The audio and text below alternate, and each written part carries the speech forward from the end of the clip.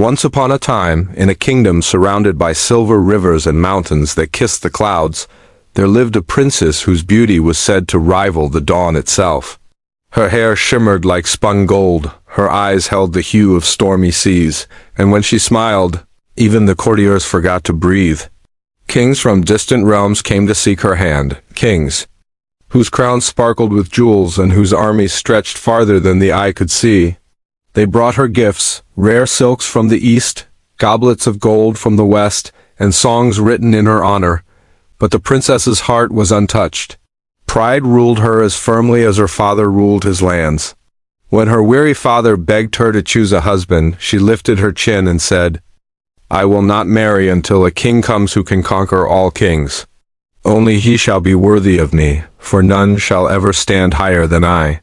Her words echoed through the great hall like thunder, and from that day forward the world went mad with war.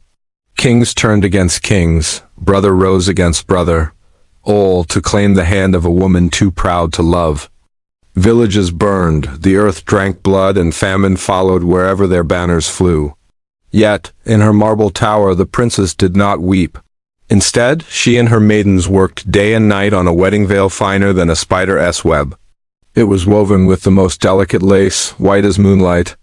But the maidens whispered as they stitched, "A man has died and a woman's heart has broken for every thread we lay." Years passed.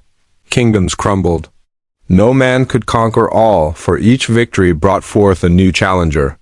It seemed the princess would never wed, nor would peace ever return.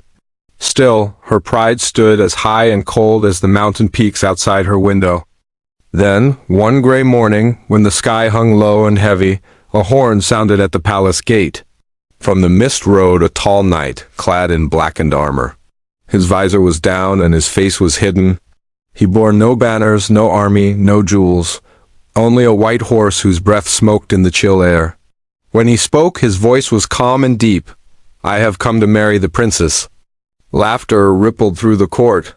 "And who are you?" they mocked. "To claim the hand of one who turned away emperors and warlords?" "I am the king who conquers all kings," the stranger said simply.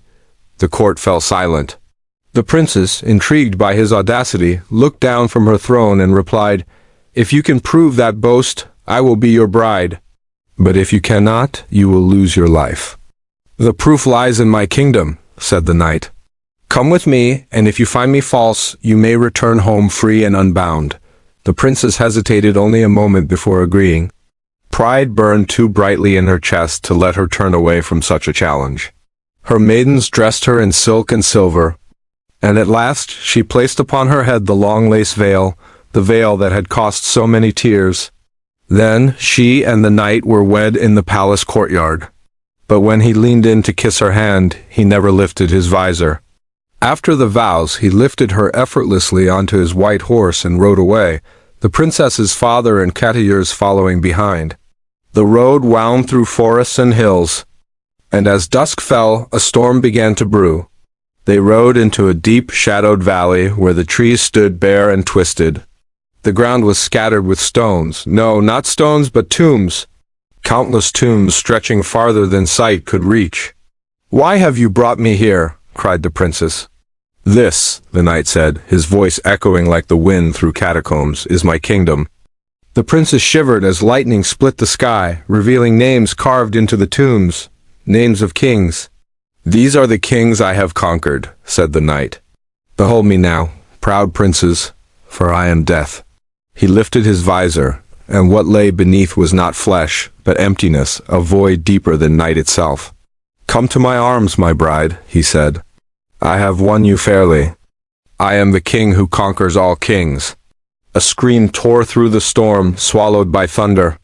The wind howled across the valley, and rain poured down until even the graves disappeared beneath mist and shadow. When morning came, there was no trace of the knight or the princess.